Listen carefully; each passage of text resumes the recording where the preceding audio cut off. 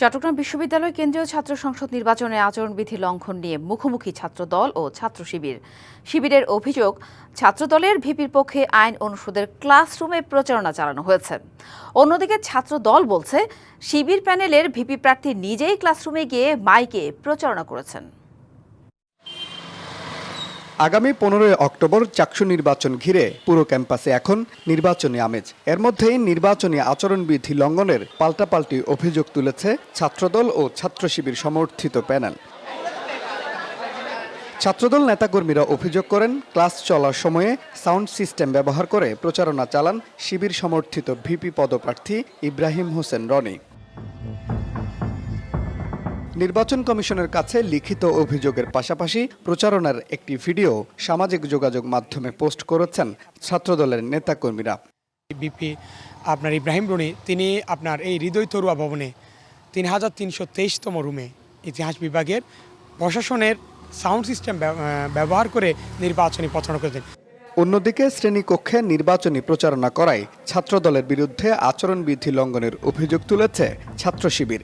4 গুণ শক্তিশালী এনজাইম ও অধিক ফেনা সমৃদ্ধ অরিক্স সিলভার ওয়াশ মাত্র 70 টাকায়। সামাজিক যোগাযোগ মাধ্যমে ক্লাসে প্রচারণার এমন একটি পোস্ট করেছেন তারাও।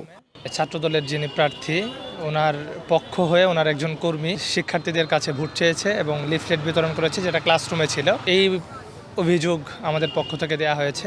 এদিকে শিবির প্যানেলের জিএস পদপ্রার্থী সাইদ বিন হাবিব ও সহ সাহিত্য, সংস্কৃতি ও প্রকাশনা সম্পাদকের বিরুদ্ধে আচরণবিধি লঙ্ঘনের অভিযোগ দিয়েছে বৈচিত্র্যের ঐক্য প্যানেল।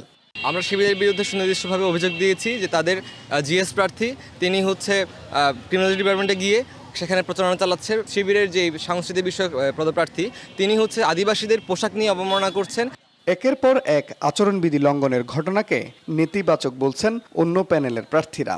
দেশের শীর্ষ একটা বিদ্যাপীঠে পড়ে আমরা যদি আচরণবিধি লঙ্ঘন করি এবং এটা আমরা দেশের ভবিষ্যৎ আগামী প্রজন্মের জন্য আমরা কর্ণধার, তাহলে সেক্ষেত্রে যদি আমরা নিজেরা নিয়ম ভঙ্গ করি, এটা জাতির জন্য একটা হতাশার। ভিডিও ফুটেজ দেখে ব্যবস্থা নেওয়ার পাশাপাশি প্রার্থীদের সতর্ক করার কথা জানিয়েছে নির্বাচন কমিশন। ক্যান্ডিডেটরা দুই একটা অভিযোগ করেছে, সেই অভিযোগগুলোর মধ্যে আমরা যথার্থতা কিছু যেগুলোতে পেয়েছি তাদেরকে ডাকাছি। তাদের বিরুদ্ধে আমাদের আচরণবিধি প্রতিপালন যে কমিটি আছে তারা যেই ব্যবস্থা নিয়েছে তাদেরকে আমরা জানিয়েও দিয়েছি। শিবির ছাত্রদলের প্যানেল ছাড়াও জুলাই আন্দোলনে সামনে থেকে নেতৃত্ব দেয়া কিছু শিক্ষার্থী ও সাধারণ শিক্ষার্থী মিলে অন্তত 13টি প্যানেল চাকসু নির্বাচনে প্রতিদ্বন্দ্বিতা করছে। Mujibul Haque, DBC news, Chittagong.